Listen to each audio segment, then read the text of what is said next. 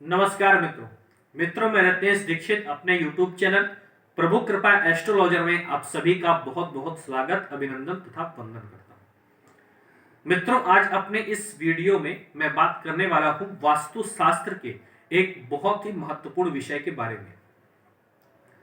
मित्रों वास्तु शास्त्र अर्थात आपके घर पे आपका वास्तु अर्थात प्रमुख चीजें कहां पर होनी चाहिए ये बहुत ही महत्वपूर्ण है।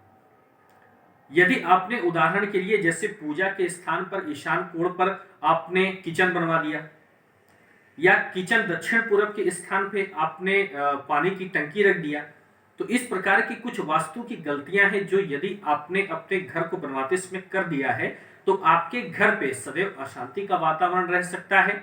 यहां तक कि आपके घर के प्रत्येक व्यक्ति की उन्नति भी बाधित हो सकती है। इसलिए अपने घर को बनवाते समय आप वास्तु का ध्यान अवश्य ही रखें। तो आइए आज अपने इस वीडियो में मैं बात करने वाला हूं कि आपको अपने घर पे टॉयलेट रूम कहां पर बनवाना चाहिए या आपने गलत यदि बनवा दिया है तो उसको आपको अवश्य ही बदलवा देना चाहिए। मित्रों टॉयलेट का स्थान आपके घर पे नैर्तिक के कोण में होता है अर्थात दक्षिण पश्चिम का जो स्थान होता है वो टॉयलेट रूम के लिए परफेक्ट होता है।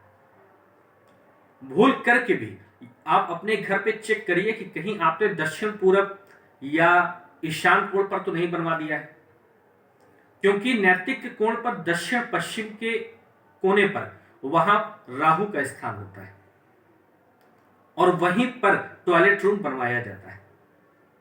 अब एक प्रश्न ये भी उठता है कि ये जो टॉयलेट रूम बनाया जाएगा नैर्तिक कोण पे, इसमें जैसे आपको सीट बैठानी है वो उस समय आपको टॉयलेट यूज करते समय आपका मुख किस दिशा में होना चाहिए आदि प्रश्न भी इसमें उठते हैं। तो मित्रों आपको सीट आदि जो आप टॉयलेट रूम में बैठाते हैं उसको आपको इस प्रकार से बैठाना चाहिए कि टॉयलेट यूज करते समय आपका मुख उत्तर दिशा की तरफ रहे।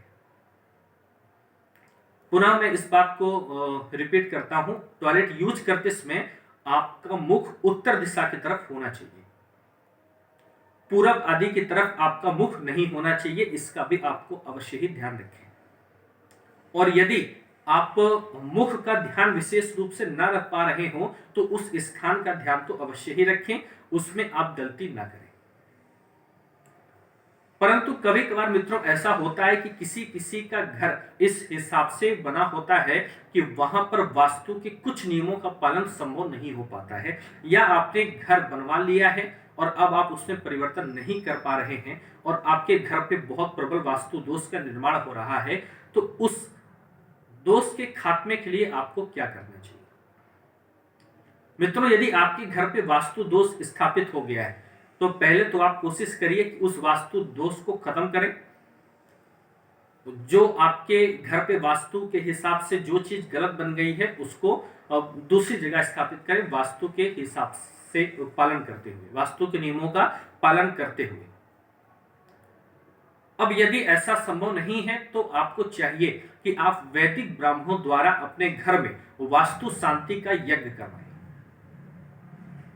यदि आप अपने घर पे वैदिक ब्राह्मणों द्वारा वास्तु का जप करवाते हैं, वास्तु शांति करवाते हैं, तो आपके घर पे किसी भी प्रकार का वास्तु दोष के कारण यदि आपको हानि पहुंच रही है, आपके भाग्य में, आपके उन्नति में वास्तु बाधा पहुंचा रहा है, तो उस वास्तु शांति के यज्ञ से आप उस दोष को खत्म कर सकते हैं। और ये उपाय आपको गुरुवार के दिन करना है। वैदिक ब्राह्मणों से वास्तु शांति का यज्ञ करवाना है। इसमें आपका वास्तु का जप होगा तथा कई प्रकार की वेदियां बनेंगी। तो मित्रों इससे संबंधित आपका कोई प्रश्न हो तो आप हमें कमेंट सेक्शन पे कमेंट करके हमसे जानकारी प्राप्त कर सकते हैं। वीडियो आपको कैसा लगा कमेंट बॉक्स में जरूर बताइएगा तथा वीडियो को लाइक और शेयर करना तथा चैनल को सब्सक्राइब करना मत भूलिएगा। जय श्री वेड़ी माधव।